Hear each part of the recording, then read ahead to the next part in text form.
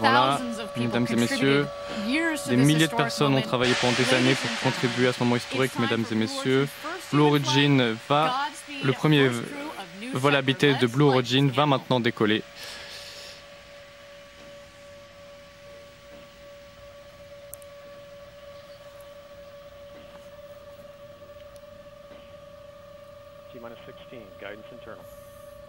Moins 15. T-minus 10, 9, Compte à rebours 10 secondes. 7, 6, 5, 4, command engine start, 2, 1. Démarrage moteur.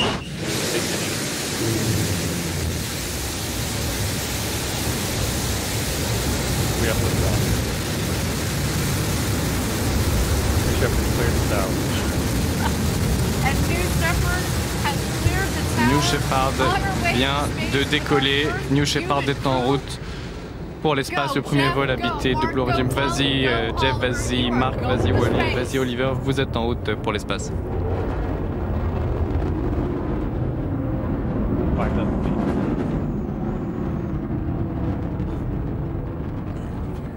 Attention, micro ouvert. La prio est 45 secondes, ils vont passer Mach 1. Ils sont à la vitesse du son. La vitesse du son, 1000 km/h.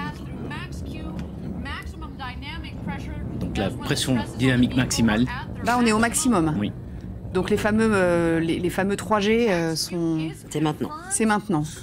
Non, pas forcément. Là c'est le maximum de la contrainte sur le lanceur. Si vous voulez, c'est le... la puissance maximale des moteurs. Voilà, et avec le freinage de l'air maximal. Si vous voulez, c'est le moment où vraiment l'air est en train de squeezer le lanceur. Donc là, ils sont dans quel état dans la capsule? Ils sont écrabouillés sur leur fauteuil? Ils sont un peu surpris, je pense. Un peu secoués, un peu écrabouillés sur leur fauteuil. Secoués, je ne sais même pas s'ils sont vraiment très secoués. Parce que Je suis pas sûre. la propulsion oxygène-hydrogène est très bien, c'est vraiment une propulsion cool. Oui, passer 60 000 pieds. Voilà, donc... C'est différent.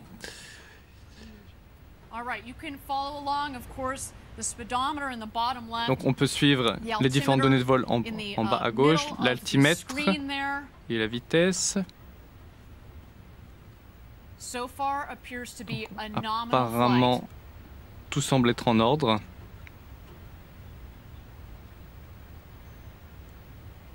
Vont continuer leur trajectoire par l'inertie. Donc là, vous me disiez, le moteur va s'éteindre. Maintenant, regardez, on le voit. Le moteur est en train de s'éteindre. On le voit progressivement s'éteindre. Non, c'était encore une impression. Voilà. Là. Donc là, ils sont en inertie. Extinction. En vol libre. Et donc là, ça y est, ils sont vraiment comme un caillou que vous auriez lancé vers le haut. Et puis, c'est ce qu'on appelle le vol balistique, la phase balistique. Ils vont monter jusqu'à 100 km. Donc à partir de l'altitude que vous voyez, on est à 80 km. Là, on est à 80 km, donc c'est à peu près l'altitude qu'avait atteint Branson, on est d'accord? Là, ils sont en zéro gravité à l'intérieur de la capsule, apparemment. Oui. Zéro gravité, ça veut dire qu'on... C'est facile, c'est le deuxième chiffre en bas à gauche, là, celui où on voit 270, etc. Il faut qu'il atteigne 328.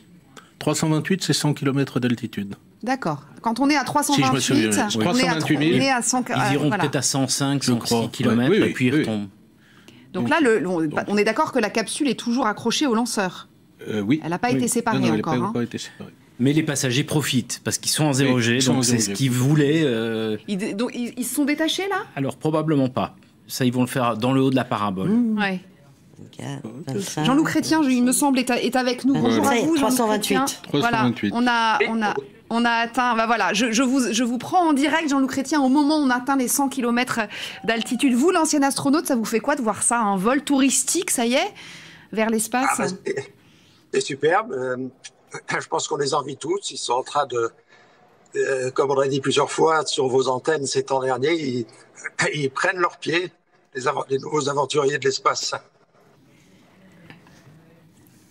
Alors, pardonnez-moi, je regarde l'image en même temps, là. Alors, c'est vrai qu'on ne voit pas grand-chose, mais enfin, on a le sentiment que... Ça se détache, là, ou pas, déjà? On ne voit plus les paramètres orbitaux. Les paramètres... Oui, là... Ils sont cachés par le... Ah oui, alors moi, j'ai le retour. Non, le paramètre orbital, c'est 351,210, 351 pieds. Et 349, 348, ça redescend là maintenant. Oui, ça veut dire qu'il s'est détaché, la capsule, c'est ça?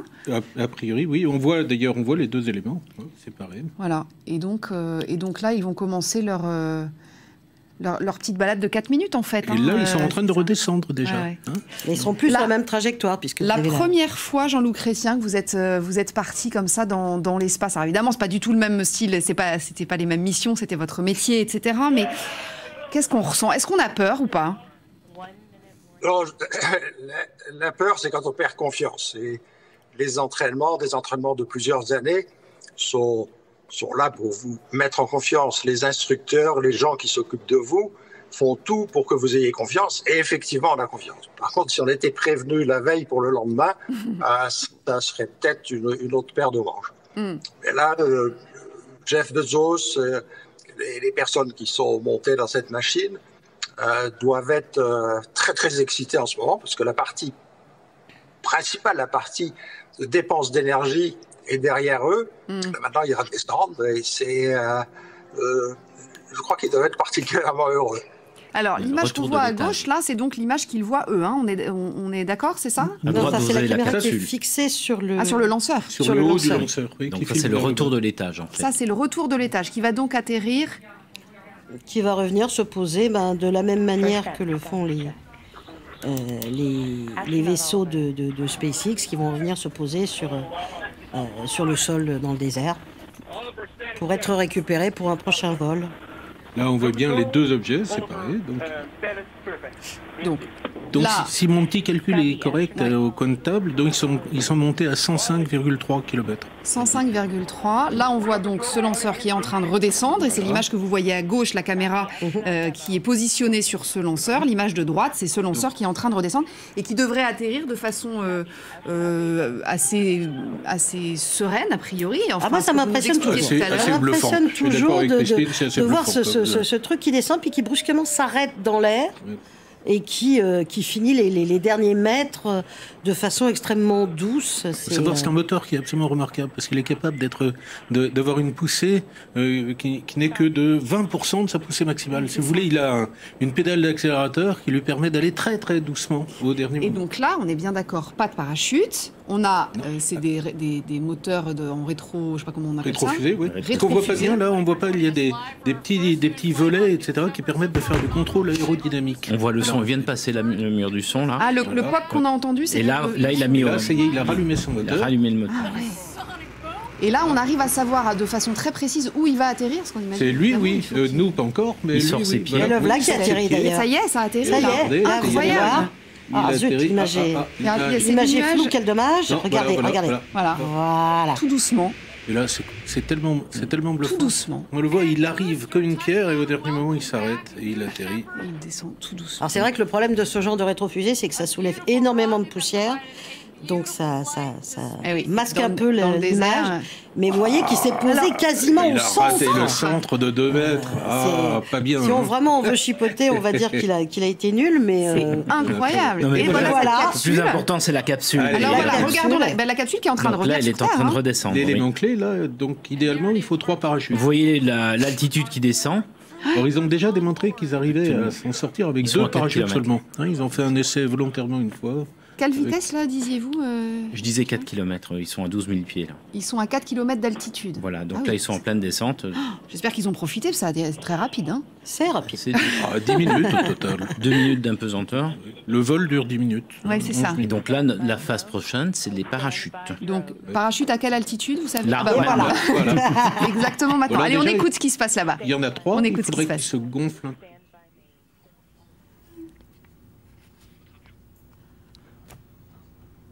Un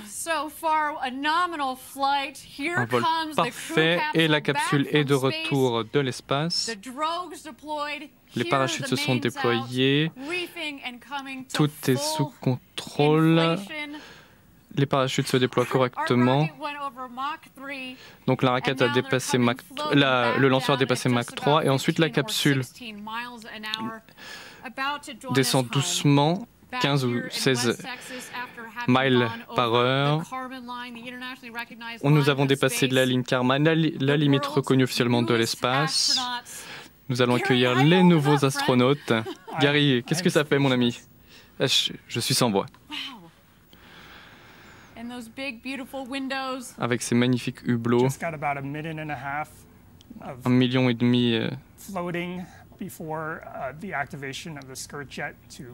Alors, il y a encore pas mal de procédures avant la désactivation de la capsule et on a des capteurs à bord qui détectent le moment où les rétrofusées doivent être activées pour permettre au coussin d'air de jouer son rôle pour que l'atterrissage soit le plus doux possible pour la capsule. Mais je suis certain que leur cœur bat très fort actuellement. Et voilà cette capsule qui revient sur Terre avec la peinture un petit peu noircie, mais franchement, pas du tout. Elle est et bizarrement, je m'étais fait la même remarque. C'est son plein de peinture. Pas du tout, c'est la peinture qui représentait C'est le haut de la plume. C'est le haut de la plume. C'est le haut de la plume. C'est le haut de la plume. Non, c'est donc il est nickel. Ouais, non, mais c'est tout a l'air. Regardez cet atterrissage, c'est incroyable. Ça y est, hop. Ah, effectivement, c'est un petit peu voilà. quand même. Bon, c'est quand même poussiéreux. Ils sont de retour. Bon. De retour sur Terre. La phase suivante, c'est de voir le sourire de ceux qui sortent. Eh oui, alors là, j'attends de voir Wally. Déjà. Alors là, on va attendre un peu avant de les voir sortir ou pas? Il faut Je pense qu'il faut qu'on vienne leur ouvrir la porte. Je pense pas qu'ils peuvent l'ouvrir seuls. Ah, on va écouter. Bien s'il découpe. Merci à tous, merci à tous ceux qui ont rendu cette aventure possible. Merci beaucoup, c'était absolument génial. Merci, Capcom est ravi de son côté aussi. Terminé.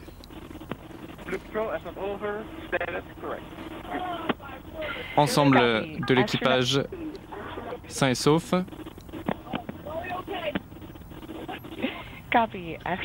Reçu, astronaute démo.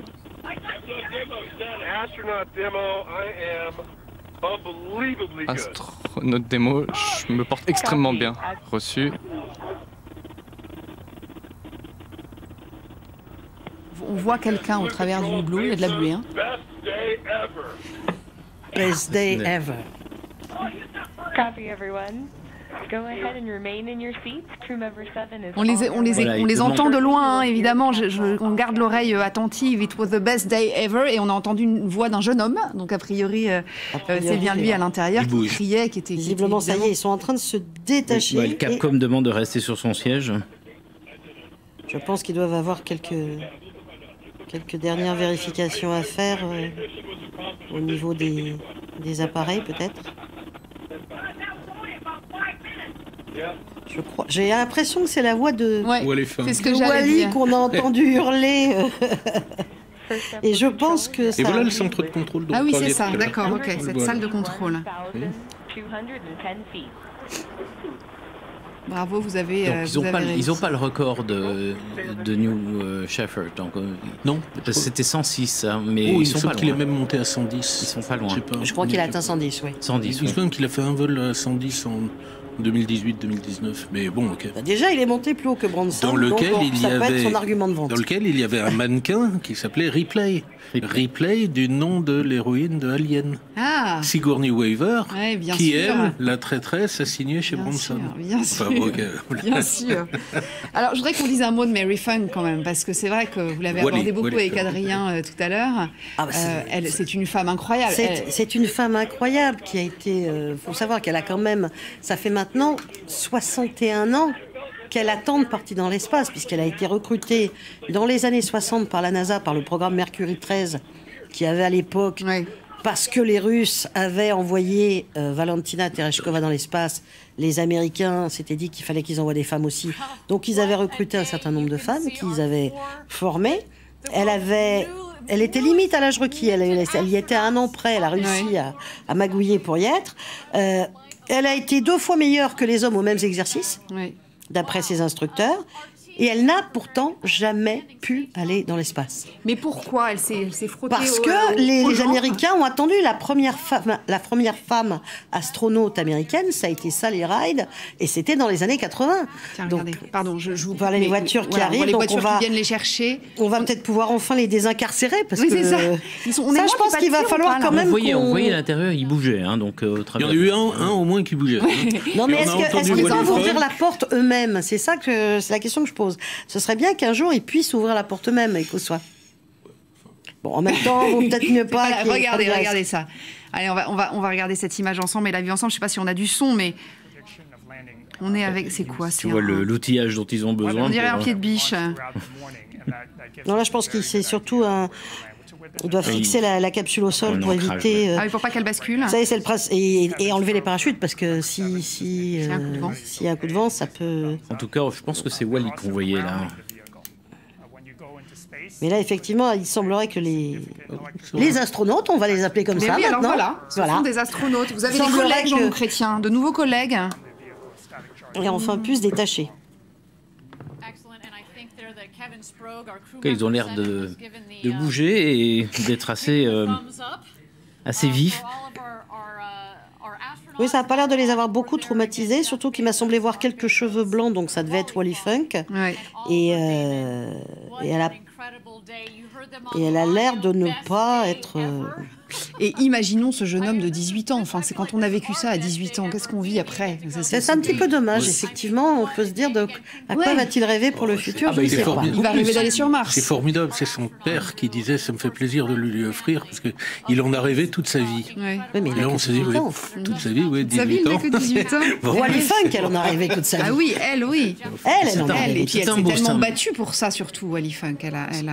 C'est une belle image symbolique, en tout cas, d'avoir un jeune qui ouvre un peu la voie de tous les autres qui peuvent suivre. C'est formidable, c'est très bien joué. On va lui mettre une petite pression pour la suite quand même. D'ailleurs là, vous voyez bien qu'ils attendent les caméras pour ouvrir la porte là. C'est très bien joué. On a le plus vieux, on a le plus jeune, on a le premier capsule. On a le plus vieux, on a le plus jeune, on a le premier vrai touriste, on a le premier spatial.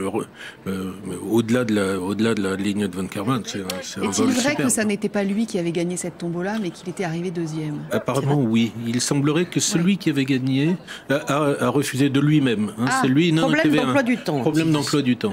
Voilà. Mais comme on ne sait pas qui c'est, on ne peut pas... Mais c'est vrai, donc ça tombait très bien pour Jeff Bezos de pouvoir avoir un très jeune homme. Regardez, ce pouce levé. Alors c'est lequel des deux frères? Il a l'air plutôt content. C'est bien lui? C'est Jeff Bezos qu'on voit ou c'est son frère? Parce qu'ils se ressemblent énormément tous les deux. C'est vrai que ça... Il n'y a pas encore le Stetson, mais donc... Ça ressemble bien à Jeff Bezos quand même. Voilà, on attend les caméras évidemment. Ah, on lui dit mettez votre chapeau. Regardez, vous avez vu ou pas? C'est lui. On lui a dit mettez votre chapeau, monsieur Bezos. Donc il a quand même emmené son chapeau. Il a emmené son Stetson avec lui. Eh oui, vous savez, on a un Thomas Pesquet qui emmène son saxo dans l'espace. Le plus beau jour de ma vie, c'est vrai que c'est un moment historique, puisque c'est le premier vol de ce genre sur une orbite de 100 km plus. Une orbite, sur une altitude. Sur une altitude de 100 km plus. Et donc, c'est vrai que c'est un jour important, pas seulement pour Jeff Bezos. Je pense que c'est un petit peu l'industrie spatiale, l'ensemble de l'industrie spatiale doit accueillir ces événements, ces premières, avec beaucoup on va dire, d'optimisme, parce que ça ouvre finalement un marché. Ça va démocratiser de façon incontestable, forcément. Oui. Mais il y a le côté, comme dit Philippe, il y a le côté ouverture, premier. Il y a le côté également remarquable de la petite fusée, là, New Shepard, qui est vraiment... Là, aujourd'hui, on travaille d'arrache-pied, aussi bien Isaac, le CNES, sur les lanceurs réutilisables du futur, avec des moteurs très fortement réutilisables et tout, pour aller plus loin, pour aller vers la Lune et autres. Et ça c'est une étape. Hein. Voilà, il s'est levé, ils sont debout dans la capsule, on va leur ouvrir la porte. Évidemment, on attend que le cadre soit parfait, parce que tout ça, c'est aussi une très forte communication. Il faut que l'image... D'ailleurs, on sent bien qu'ils attendaient les caméras et les moyens de... Allez, on écoute. Alors, est-ce que le capitaine sort en dernier?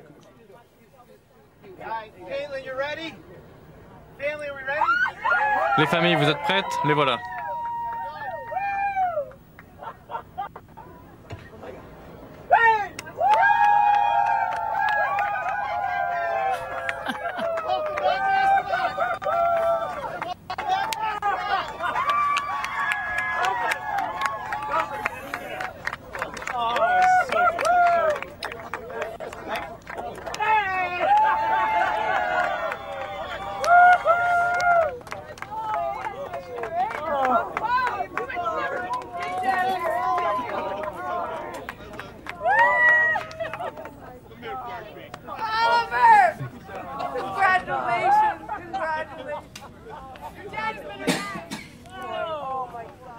Et voilà, ce sont les familles, hein, a priori, qui sont venues. On voit ce jeune homme qui n'a pas du tout l'air d'avoir 18 ans d'ailleurs. Hein.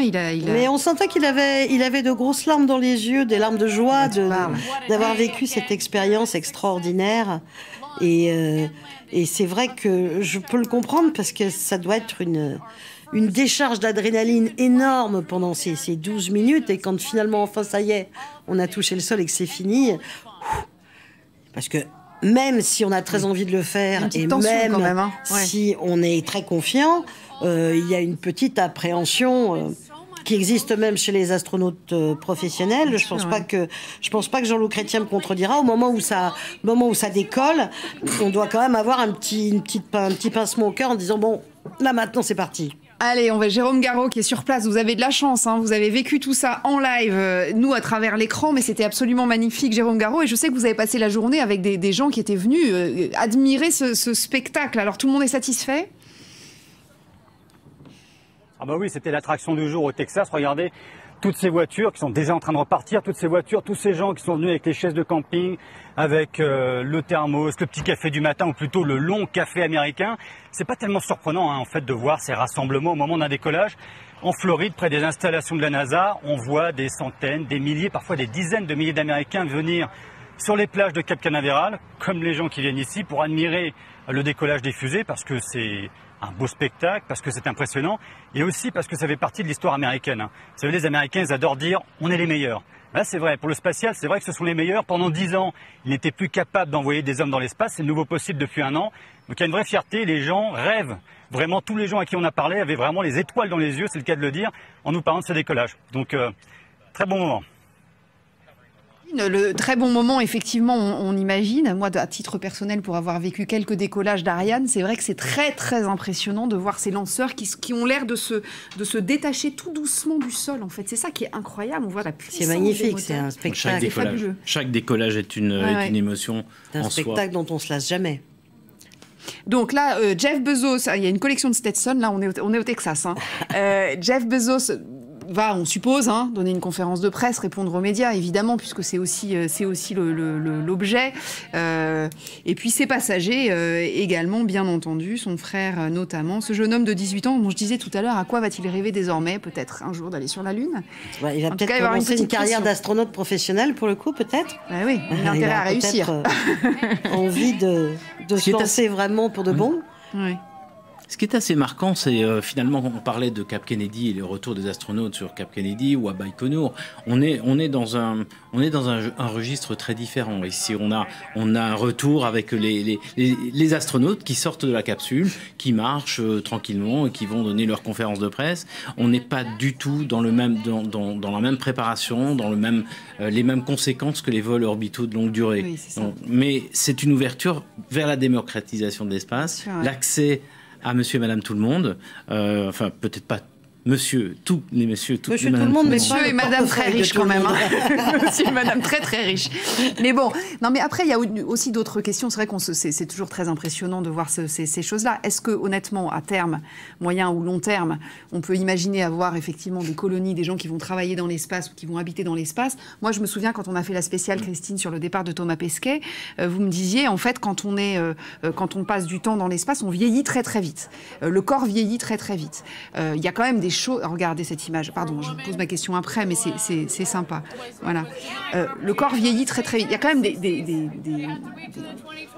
paramètres physiques et médicaux qui seront de toute façon immuables à prendre en compte et immuables. Et qui seront d'autant plus à prendre en compte si un jour on s'installe sur la Lune ou sur Mars. Ouais. Parce qu'il faut savoir que quand on est dans la station spatiale, on n'est qu'à 400 km de la Terre. Oui. Donc on est encore protégé par le bouclier magnétique terrestre, notamment des fameuses radiations solaires. Quand on est sur la Lune et qu'on est sur Mars, là on n'est plus protégé du tout. Donc c'est pour ça que on parle d'envoyer des hommes vers la Lune, on parle d'envoyer des hommes vers Mars, mais si on veut les envoyer longtemps, il va falloir résoudre ce problème-là. Oui, c'est ça. Parce que sinon, les hommes, ils vont rentrer, ils auront tous des cancers. Et des cancers à un stade assez développé. Oui, c'est ça. Donc, il faut vraiment construire... D'ailleurs, il y a plein de petites start-up, on en parlait tout à l'heure, qui travaillent actuellement là-dessus. qui travaillent sur des habitacles, des futurs logements lunaires, martiens, soit enterrés, soit construits avec des imprimantes 3D et du régolithe lunaire. On travaille justement à construire des habitacles les plus étanches possibles pour protéger les astronautes qui, un jour... Parce que ça arrivera. Moi, je suis persuadée que ça arrivera forcément. Quand, je ne peux pas vous le dire, ce sera dans 10 ans, dans 20 ans, dans 50 ans, dans un siècle, mais ça arrivera. On s'installera sur la Lune, on ira voir sur Mars, parce qu'on a envie d'y aller. Donc, il y aura besoin de construire des logements, des ateliers pour travailler, et il faudra résoudre ces problèmes. De santé. C'est ce qu'on voyait dans le film Seul sur Mars d'ailleurs, où effectivement on construit un logement, on apprend à faire pousser des légumes, enfin on fait ce qu'il faut pour essayer de trouver peut-être un peu d'eau, fabriquer de l'eau. Voilà, tout ça c'est de la science-fiction pure, mais ça arrivera. Vous êtes persuadés de ça tous les deux aussi, que ça arrivera? Il me semble évident que c'est pas un problème, c'est juste le défi d'aujourd'hui, c'est juste un problème auquel on sait s'attaquer aujourd'hui. Toutes ces histoires de radiation et autres, par exemple, il suffit d'aller lire les dossiers de mes amis de l'association Planète Mars. Allez-y, vous aurez des dossiers scientifiquement extrêmement complets et convaincants et montrant les étapes à franchir pour arriver à ça. Donc c'est juste, c'est demain, on ne sait pas le faire aujourd'hui, mais on saura le faire demain. Alors, le temps qu'ils s'installent tous pour cette, sans doute, conférence de presse qu'on suivra, évidemment, vous ne raterez rien de tout ça. Peut-être on peut re-regarder cette image d'atterrissage. C'était il y a quelques instants. Après, donc, 11-12 minutes de vol. Regardez. Donc, c'est la capsule, c'est pas du tout le propulseur, c'est la capsule qui est arrivée avec ses 3 parachutes. Et qui a atterri finalement, effectivement, assez doucement. Ils sont tous les 4 à l'intérieur. Oui, finalement, assez doucement. L'impact semble impressionnant parce qu'il y a énormément de poussière qui s'envole. Oui, c'est ça, c'est le désert. Et à cause de l'effet, il y a des petites rétrofusées qui crachent vers le sol et qui donc soulèvent les nuages de sable. Mais sinon, l'impact lui-même, comme le rappelait Philippe tout à l'heure, c'est moins de 2 km à l'heure. Au-delà de cette prouesse technique, finalement, technologique, on a quand même 15 ans d'expérience ici qui aboutissent à cet atterrissage avec un vol habité. C'est une première étape. Alors, elle passe par le divertissement. C'est probablement une des plus belles attractions du monde, là, probablement la plus coûteuse aussi, ou une des plus coûteuses. Mais c'est une ouverture une nouvelle voie qui s'ouvre vers la conquête de l'espace. Moi, je suis effectivement persuadé aussi qu'on ira vers une colonisation, mais on passera d'abord par ces étapes où le divertissement, la commercialisation d'un certain nombre de services, d'opportunités, ouvrira ce marché progressivement, et on passera au-delà à un moment donné de ces difficultés qu'on maîtrise déjà aujourd'hui, qui sont celles de l'impact du rayonnement. Puis ça peut être un avantage aussi pour les agences spatiales, parce que ça peut permettre justement de confier à ces petits acteurs privés certaines petites tâches du spatial, qui permettra peut-être aux agences de se consacrer sur des destinations plus lointaines, de l'exploration un peu plus lointaine, pendant que vous voyez par exemple SpaceX qui s'occupe du transport des astronautes et également des cargos de ravitaillement pour la Station spatiale internationale. Donc on peut espérer effectivement que tous ces acteurs privés puissent un jour prendre leur place dans tout l'écosystème spatial, entre guillemets, et faire à la fois du vol touristique, du transport de matériel, des choses comme ça. Non, mais c'est passionnant. Après, on peut aussi élargir le débat encore plus loin. Il y avait un papier dans la presse aujourd'hui sur c'est bien, on va coloniser l'espace. Mais alors, qui va être président de l'espace? Qui va gérer non, mais ce sont des vraies questions. À qui ça va appartenir? Qui va c'est le gros débat qui agite en ce moment les Américains et les Chinois. Vous savez que les Américains se sont posés sur la Lune les premiers. Donc, au début des années 70, l'ONU avait instauré une charte qui disait qu'aucun État ne pouvait revendiquer la propriété ni de la Lune, ni d'un astéroïde, ni d'aucun territoire dans l'espace. Ça n'appartient à personne. Alors, ça n'appartient à aucun État. Maintenant, il peut y avoir des subtilités juridiques aujourd'hui où ils peuvent dire que ça n'appartient pas à un État, mais ça peut appartenir à une personne. Donc, il va y avoir besoin effectivement de réglementer tout ça. Et c'est vrai que si Donald Trump voulait que les Américains reviennent aussi vite vers la Lune, c'est parce que les Chinois maintenant commencent à y aller. Ouais, alors, certes, la Lune n'appartient pas aux Américains, mais ils ont quand même envie, malgré tout, de dire attention, c'est nous qui nous sommes posés le premier. Oui, on a planté le drapeau les premiers. Hein, c'est un petit peu notre précaré. On veut bien que vous vous y posiez éventuellement, mais faites attention. Et ils veulent d'ailleurs, ils ont fait une demande auprès de l'UNESCO pour que le site d'atterrissage des missions Apollo soit sanctuarisé comme patrimoine mondial de l'humanité. Donc c'est vrai qu'il va y avoir dans le futur un débat au niveau réglementation, surtout si on commence à envoyer des touristes. Pareil, il y en a qui vont vouloir construire des hôtels dans l'espace. D'ailleurs, il y en a déjà qui travaillent dessus. Hein. Non, mais ça peut arriver très vite. C'est de la science-fiction, mais très proche, très très proche. Et il nous manque pas grand-chose. Donc, il va y avoir besoin à un moment de réglementer tout ça. Il va y avoir besoin aussi d'assurer la sécurité de tous ces gens, parce que, comme le rappelait Christophe Bonal, un vol avec un moteur fusée, c'est risqué. Donc, je voudrais pas être l'oiseau de malheur, mais je pense qu'il y aura un accident un jour. Qu'est-ce qu'on fait à ce moment-là? On arrête tout. Donc, il va falloir vraiment penser à toutes ces choses-là. Et là, c'est vrai que je pense que Elon Musk et Richard Branson ont dû regarder avec beaucoup d'attention le vol de Jeff Bezos, parce que si ça s'était mal passé, c'était leur business à eux aussi qui était stoppé. Oui, évidemment. Non, mais comme tu le disais tout à l'heure, on parle de traité de 1967, donc on est à une autre époque. On est à l'époque où finalement on retrouve un peu cette course à la performance au niveau des entreprises privées, mais aussi au niveau des agences spatiales. On relance la conquête de la Lune, on relance les grands projets vers Mars, et puis ici, les entreprises privées se font un petit peu la course en tête pour qui va amener et le plus haut, qui va amener le plus de monde et le plus haut possible. Donc tout ça, finalement, on retrouve un peu une ambiance dans laquelle il va falloir réactualiser, dépoussiérer un petit peu ces traités. Et puis la prochaine étape, ce sera aussi l'exploitation minière. Il y en a qui veulent justement exploiter, parce qu'on s'est rendu compte que la Lune pouvait finalement être intéressante, parce que faut quand même remettre les choses dans leur contexte. En 69, quand les Américains se sont posés sur la Lune, on a ramassé quelques cailloux en vitesse. On s'est dit, bon, il n'y a pas d'air, il n'y a pas de végétation, il n'y a pas d'eau, c'est pas intéressant, c'est pas la peine d'y retourner. Depuis, on a envoyé des robots qui ont fait des analyses et qui ont trouvé qu'il y avait quand même des petites choses intéressantes sur la Lune. En fait, Il y a des minerais notamment les fameuses terres rares qui sont tellement indispensables pour les batteries de nos téléphones portables. Donc il y a plein de gaz intéressants. Il y a de l'eau, enfin de l'eau glacée, mais des molécules d'eau, mais il y en a. Donc c'est pour ça qu'ils se disent ça peut être intéressant d'y retourner, de faire de l'exploitation minière. Il y a des entreprises qui actuellement sont en train de plancher sur des projets d'exploitation minière de la Lune et des astéroïdes. Oui, c'est ça. C'est pas que le marché du tourisme. Il y a d'énormes marchés à saisir. C'est la porte ouverte sur énormément de choses. Ce que je retiens, ça fait un peu peur quand même. Ce que j'adore avec le spatial, c'est quand même un domaine absolument formidable. Parce que quand même, essayons de replacer. Là, on vient juste de voir un petit saut de puce à 100 km. Et on est en train de parler de comment excaver de l'eau sur la Lune. Il n'y a que le spatial qui nous permet de nous projeter comme ça. Mais bon, après, relativisons un peu. Hein. Donc, on a vu un vol aujourd'hui qui était remarquable, un exploit.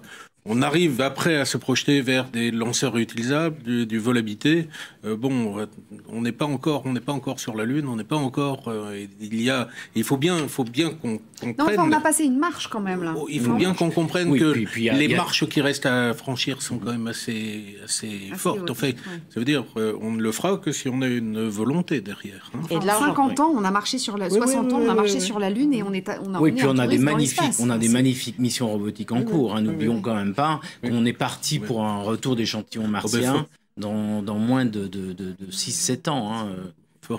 For fun, on a mené un groupe de travail pendant tout 2020. Évidemment avec les collègues de l'ESA, du CNES, d'ArianeGroup, d'Airbus, et puis il y avait Jean-François Clairvoy, on avait plein de beaux mondes sur le vol habité depuis la Guyane. Et donc on a fait une proposition, on a une idée de vol habité au sommet d'Ariane 6, une capsule décollante de la Guyane. Donc voilà, quelque chose de concret. Si ça peut marcher... L'Europe est présente. L'Europe est présente. On a démontré qu'on savait le faire. On a on sait le faire et il suffit de le décider pour le faire en premier vol en 2029. Mais ce sont des budgets, pour avoir une idée, parce que vous dites l'Europe sait le faire, le budget espace de l'Europe ou de la France, je ne sais pas. Oui. C'est quoi par rapport, par exemple, au budget de la défense ou au budget... Aujourd'hui, vous prenez le budget civil spatial, il est de l'ordre, en tout cas, l'Agence spatiale européenne, on a 6,8 milliards d'euros par an. Ça, c'est à peu près le budget. Le budget américain, il est de 25 milliards de dollars. L'équivalent de la défense américaine, c'est aussi dans les 20 milliards de dollars. Et en Europe, vous pouvez aussi quasiment doubler si vous rajoutez le budget militaire. Donc gardons en tête par exemple le budget du CNES, c'est de l'ordre de 2,7 milliards par an. Ouais. Le budget le chiffre d'affaires de la voyance et la taromancie, les arts divinatoires en France, c'est 3,5 milliards. Ah oui, c'est incroyable. C'est pour ça que je vous demandais Le contribuable français paye chaque année pour l'ensemble du spatial européen, je parle sous le contrôle de Philippe, à peu près une vingtaine d'euros par an. Alors moi je connais le contribuable européen, lui c'est un ticket de cinéma, donc d'accord. Un ticket de cinéma par an par européen. Quand vous nous parlez des enjeux, depuis tout à l'heure on parle des enjeux qui sont énormes. Donc c'est pour ça que je vous disais le mot-clé là-dedans, c'est la volonté. C'est ce qu'on dit, allons-y. Et on va y aller d'ailleurs, puisqu'il y a un changement de braquet qui est en train de s'opérer. L'Europe va s'affirmer dans les mois qui vont venir. On va annoncer en tout cas une poussée assez forte vers une ambition européenne extrêmement appuyé sur plusieurs domaines, les domaines qu'on connaît bien comme la science, l'observation de la Terre avec tout ce qu'on a déjà aujourd'hui dans les mains, mais aussi les vol habités, les lanceurs. Donc tout ça, si vous voulez, va contribuer à une remise en route de l'Europe sur des budgets finalement qui sont accessibles. Ils nous ont titillés un peu en fait, c'est ça que vous dites. Ils nous ont titillés et on s'est dit bon... il ne faut pas oublier quand même une chose importante, c'est que dans le monde du spatial, 1 euro investi en rapporte 7. Parce que entre les emplois, déjà, les brevets, qui sont ensuite rentabilisés dans nos objets de tous les jours. Encore une fois, si nous avons aujourd'hui des couches-culottes, des poêles à revêtement anti-adhésifs, des systèmes de climatisation de l'air, de l'eau, tout ça, c'est du programme spatial. Les baskets, les semelles de vos baskets, quand vous allez faire du jogging, elles ont été inventées pour le programme Apollo. Donc, tous ces brevets, toutes ces choses qui ont été inventées pour le spatial, passent ensuite dans le domaine public et servent à votre vie de tous les jours. Donc, quand on dit l'espace, ça coûte cher et ça sert à rien. L'espace, d'abord, ça coûte pas si cher que ça si on compare autre chose.